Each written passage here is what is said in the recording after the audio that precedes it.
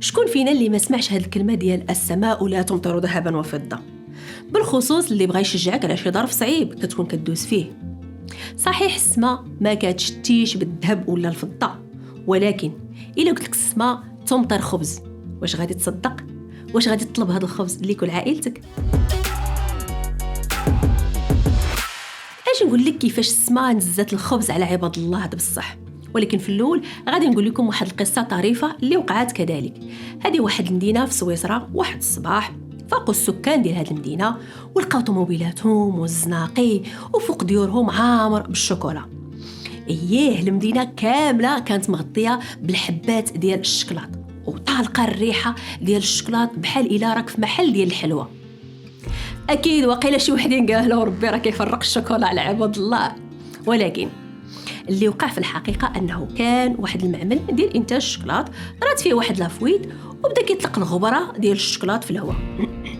هاد الناس شافوا الشكلاط وتفاجئوا، ولكن كون عرفوا ان السماء بصح نزل منها اكل الناس، كون صدقوا قصه الشوكولا ما فيها شك. اللي كتفكر في ماكله بنينه نازله عليك من السماء بطريقه معجزيه، الا وغادي نتذكروا كيفاش الله كان كيسدد الاحتياجات ديال بني اسرائيل ملي كانوا في البريه، وكيفاش شعب بني اسرائيل بداو كيتذمروا على موسى وكيشكيو كما كتقول الايه في خروج 16:3، وقالوا لهما ليتنا متنا بيد الرب في ارض مصر، فهناك كنا نجلس عند قدور اللحم ونأكل من الطعام حتى نشبع، فلماذا أخرجتمانا إلى هذه البرية لتميت هذا الجمع كله بالجوع؟ الناس غير جاها الجوع ما بقاش كيبان ليها تبع موسى ولا تمشي لأرض الميعاد ولا أي حاجة.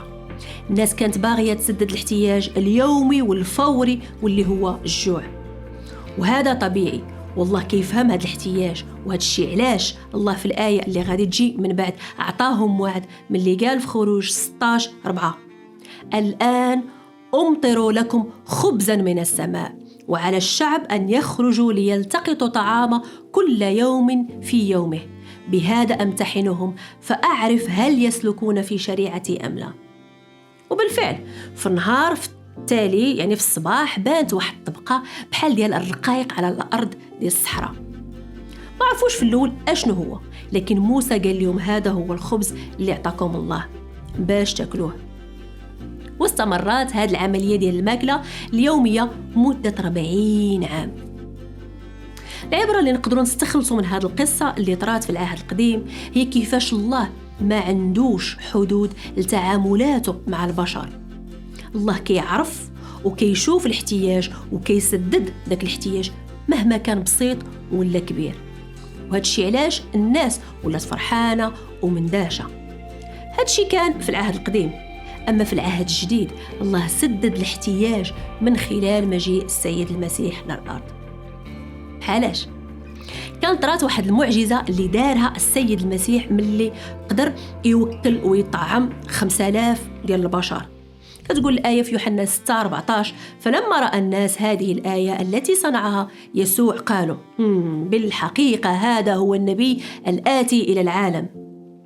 ناس كانوا شايفين غير المعجزة اللي دار المسيح، كانوا شايفين غير تسديد داك الاحتياج الفوري اللي عندهم واللي على أساسه قالوا هذا بصح نبي جاء لهذا العالم.